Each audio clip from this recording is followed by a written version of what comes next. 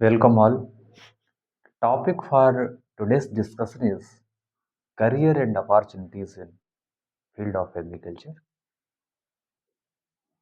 My name is Vineet Pathak, working as Assistant Development Officer at Agriculture Department under UP government. So मैंने आज Sunday के इस दिन पर मेरा विचार है कि कृषि और कृषि के क्षेत्र में,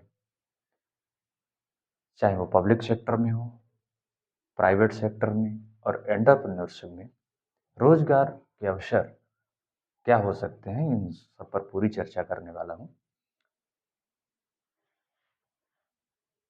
एजुकेशन को पहले लेंगे और फिर बाद में हम जॉब्स और एंटरप्रेन्योरशिप को देखेंगे.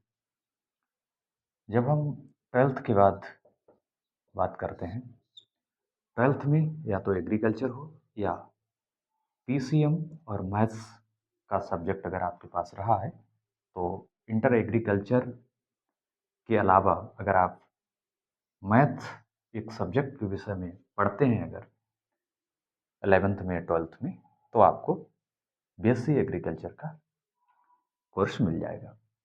सबसे बड़ा और पूरे देश को रेगुलेटरी अथॉरिटी के रूप में जाना जाता है Indian council of agriculture research, ICAR. सभी इंस्टीट्यूशंस को, चाहे वो एजुकेशन की हो, रिसर्च की हो, सबके लिए रेगुलेट करता है और उनको नियम बनाता है, उनकी फंडिंग करता है. यूजी, पीजी और पीएचडी के कोर्सेस यहाँ पर संचालित होते हैं और जो एंट्रेंस एग्जाम के थ्रू इनमें प्रवेश मिलता है. यूजी में BSc agriculture, BTech agriculture, BSc horticulture, BSc fisheries and BSc forestry और भी बहुत से करिकुलम. एमएससी एग्रीकल्चर की अगर हम बात करें तो एमएससी एग्रीकल्चर हॉर्टिकल्चर में स्पेशलाइजेशन में MSc soil science, MSc genetics and plant breeding, entomology, MSc AG plant pathology and etcetera. ICR में यूजी, पीजी और पीएचडी कोर्सेस में हमने बात की कि आईसीआर के जो इंस्टीट्यूशंस हैं उनमें आप इंट्रेंस के थ्रू कोर्स में प्रवेश ले सकते हैं, एडमिशन ले सकते हैं. उसके बाद सेकंड नंबर पर आता है सेंट्रल एग्रीकल्चर यूनिवर्सिटी. देश में 3 हैं, इम्फाल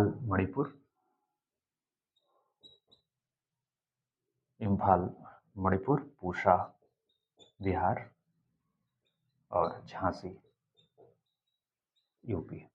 3 हैं. सभी में यूजी, पीजी और पीएचडी कोर्सेस में प्रवेश मिलता है. तीसरे नंबर पर आता है स्टेट एग्रीकल्चर यूनिवर्सिटीज़. पूरे देश में 65 हैं. इंट्रेंस के थ्रू, प्रवेश परीक्षा के थ्रू प्रवेश मिलता है और यहाँ पर एजुकेशन, रिसर्च और एक्सटेंशन होता है शिक्षा में. उसके बाद जो कॉमन यूनिवर्सिटीज़ हैं उनमें भी agriculture curriculum as a course पढ़ाया जाता है और पूरे देश में अगर हम देखें तो 940 से ज़्यादा कॉलेजेस हैं जो कि गवर्नमेंट, सेमी गवर्नमेंट और प्राइवेट तीनों तरीके के हैं, जिनमें पूरी तरीके से गवर्नमेंट फंडेड, वित्त पोषित और निजी. इन सभी में यूजी, पीजी और पीएचडी में हम एंट्रेंस ले सकते हैं. आइए देखते हैं कि इसके बाद, एजुकेशन के बाद और डिग्री कंप्लीट होने के बाद सरकारी सेवा यानी कि पब्लिक सेक्टर, निजी सेवा, प्राइवेट सेक्टर और एंटरप्रेन्योरशिप यानी उद्यमिता में कहाँ कहाँ अवसर हो सकते हैं, इस पर मैं चर्चा करने वाला हूँ. देखिए, जब एग्रीकल्चर ग्रेजुएट होते हैं हम तो कितनी संभावनाएं खुलती हैं. पब्लिक सर्विस, प्राइवेट सर्विस और एंटरप्रेन्योरशिप।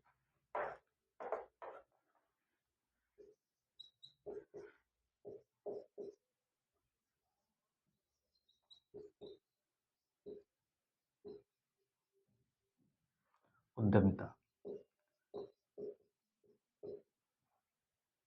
पब्लिक सेक्टर में अगर हम देखें तो civil service, departmental service, department of agriculture,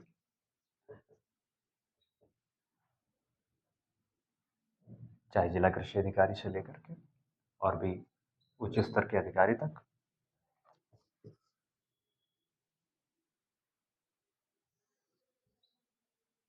service में हो गया। रिसर्च में अगर हम देखें, रिसर्च में केवीके कृषि विज्ञान केंद्र में और भी रिसर्च इंस्टीट्यूशन में रिसर्च साइंटिस्ट के पद पर या सब्जेक्ट मैटर स्पेशलिस्ट के पद पर नियुक्ति मिलती है। ये वैज्ञानिक के तौर पर बतौर वैज्ञानिक यहाँ पर नियुक्ति होती है। प्राइवेट में अगर हम देखें तो एग्रीकल्चर ग्रेजुएट या पोस्ट ग्रेजुएट होने के बाद यहाँ पर सेल्स में, प्रमोशंस में इंसेक्टिसाइड पेस्टिसाइड कंपनीज हायर करती हैं और एक्सटेंशन वर्क स्पेशली होता है उनके सेल्स प्रमोशन के लिए। लेकिन प्राइवेट जॉब और सरकारी जॉब दोनों के बाद कुछ युवा जो एग्रीकल्चर की पढ़ाई करने के बाद खुद का व्यवसाय करना चाहते हैं, उनके लिए भी कृषि विभाग, research institutions, state agriculture universities में ट्रेनिंग होती है, यानी प्रशिक्षण होता है। प्रशिक्षण लेकर एग्रीकल्चर ग्रेजुएट तो वो हैं ही, उसके बाद ट्रेनिंग लेकर वो अपना व्यवसाय शुरू कर सकते हैं। बहुत सारे व्यवसाय वो खुद चुन सकते हैं। जैसे कुछ एक की चर्चा करना चाहूँ तो एनिमल हस्बेंड्री, पशुपालन, डेयरिंग इसी से जुड़ा हुआ है, और फिशरीज, मत्स्य पालन। और इस समय चूंकि जो समय चल रहा है वो जैविक खेती का दौर है, तो इसमें जैविक खेती के लिए जो खाद है वो केचुआ खाद यानी वर्मी कंपोस्ट का व्यवसाय उन्हें अवसर के रूप में हो सकता है। और आज चूंकि क्लाइमेट चेंज का दौर है और हमें हर सब्जी, हर फल की पूर्ति करनी है जनसंख्या के लिए, तो ऑफ सीजन वेजिटेबल्स यानी कि ग्रो करने के लिए उनको पॉली हाउस का भी व्यवसाय उचित हो सकता है। ये सब व्यवसाय हैं। कृषि में चूंकि अपार संभावनाएं हैं, इसमें कोई भी जो एग्रीकल्चर ग्रेजुएट और पोस्ट ग्रेजुएट है वो बेरोजगार ना रहे। इन सब के लिए कृषि विज्ञान केंद्र, स्टेट एग्रीकल्चर यूनिवर्सिटीज प्रशिक्षण देती हैं और उनके बाद अपना आप व्यवसाय शुरू कर सकते हैं। एग्रीकल्चर सेक्टर में चूंकि लगभग 60% से ज़्यादा आबादी इसमें लगी हुई है और 18% के आसपास से जीडीपी का हिस्सा कृषि देती है, और चूंकि बहुत सारे जो हमारे उद्यम हैं उनके लिए कच्चा माल भी एग्रीकल्चर पे ही डिपेंड है, इसलिए इसमें अपार संभावनाएं हैं जुड़ने के लिए, चाहे वो पब्लिक सेक्टर हो, प्राइवेट सेक्टर हो, एंटरप्रेन्योरशिप की बात हो, इन सभी में बहुत सारे अवसर हैं।